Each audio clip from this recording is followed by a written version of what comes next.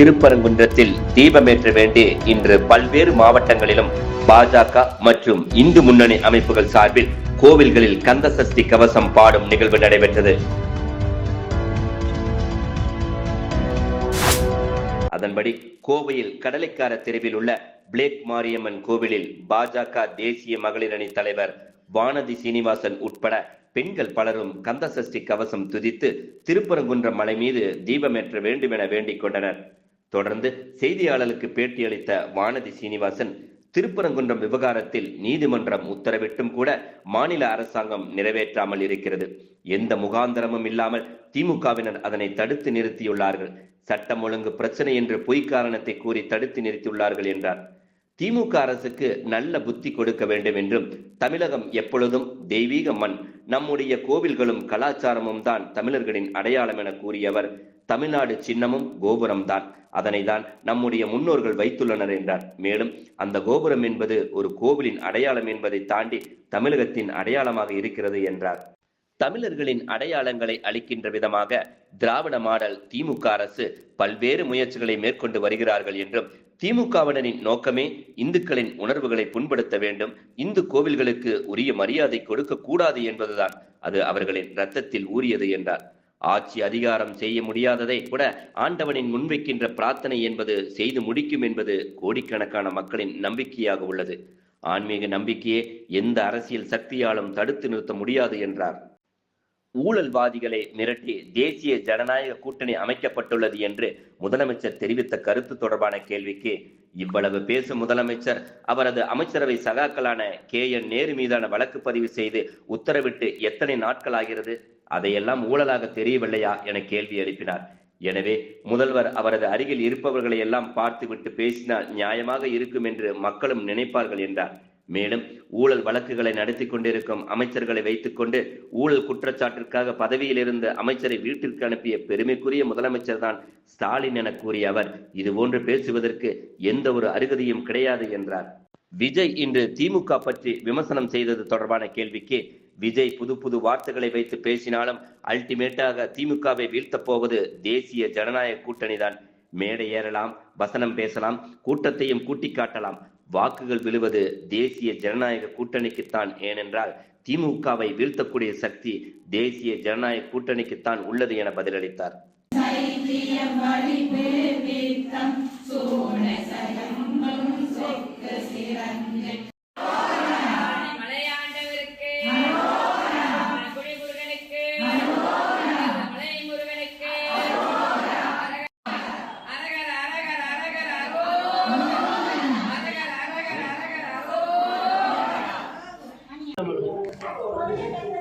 திருப்பரங்குன்றத்தில் தீபத்தூணில் தீபம் ஏற்றப்பட வேண்டும் என்று உயர்நீதிமன்றம் உத்தரவிட்டது பின்னர் கூட மாநில அரசு அந்த உத்தரவை நிறைவேற்றாமல் வேண்டுமென்றே எந்தவித முகாந்திரமும் இல்லாமல் அதை தடுத்து நிறுத்தினார்கள். சட்டம் ஒழுங்கு பிரச்சனை என்ற ஒரு பொய் காரணத்தை சொல்லி தீபத் திருவிழா அன்று திட்டமிட்டு தீபம் ஏற்றுவதை தடுத்த இந்த திமுக அரசுக்கு நல்ல புத்தி கொடுக்கணும். தமிழகம் என்பது எப்போதும் தெய்வீக மண். இங்கு இருக்கக்கூடிய கோயில்கள், இங்கு இருக்கக்கூடிய இறை தெய்வங்கள், இந்த கோயிலை ஒட்டி இருக்கக்கூடிய நம்முடைய கலாச்சாரம், பண்பாடு எல்லாம் தான் தமிழர்களுடைய அடையாளம். தமிழ்நாடு என்றாலே ஒரு கோபுர சின்னத்தை வைத்தது நம்முடைய முன்னோர்கள்.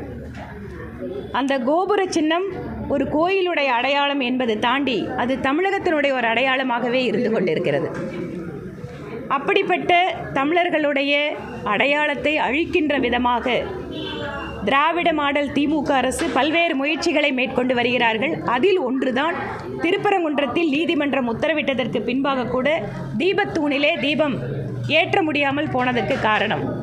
நீதிமன்றத்தில் போய் மன்னிப்பு கேட்டது வெட்கமில்லாமல் திமுக அரசு.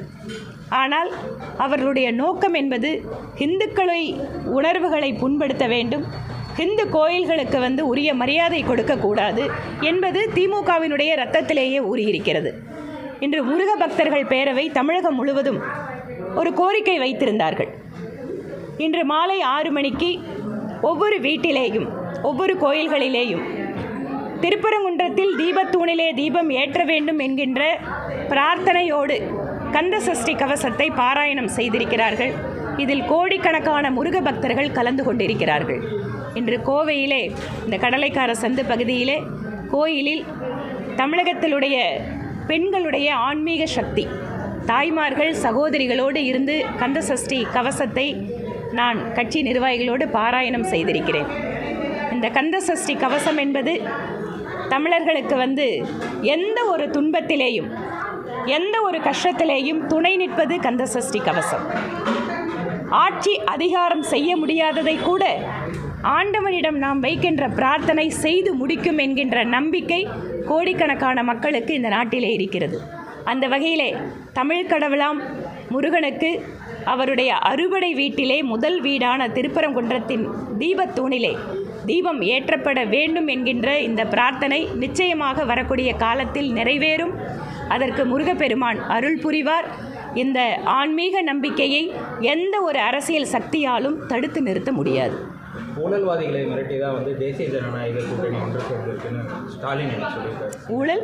ஊழல்வாதிகளை மிரட்டி தான் தேசிய ஜனநாயக கூட்டணியை அமைஞ்சிருக்குன்ட்டு முதலமைச்சர் இன்னைக்கு முதலமைச்சர் ஸ்டாலின் அவர்கள் இவ்வளவு பேசுகிறவர் அவருடைய அமைச்சரவை சகாவான KN நேரு அவர்கள் மீது வழக்கு பதிவதற்கு உத்தரவிட்டு எத்தனை மாதம் ஆகிறது?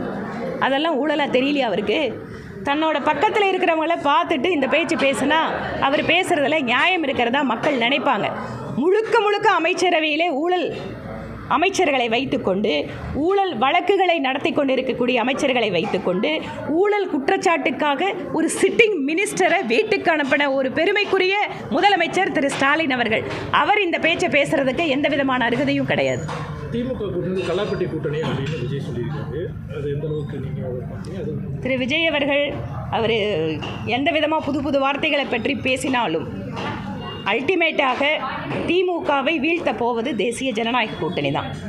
அதனால் மேடை ஏறலாம், வசனம் பேசலாம், கூட்டத்தை கூட கூட்டி காட்டலாம். ஆனால் வாக்குகள் விழுவதென்பது தேசிய ஜனநாயக கூட்டணிக்கு. ஏனென்றால் அவர்களை வீழ்த்த முடிகின்ற சக்தி தேசிய ஜனநாயக கூட்டணிக்கு தான் இருக்கிறது.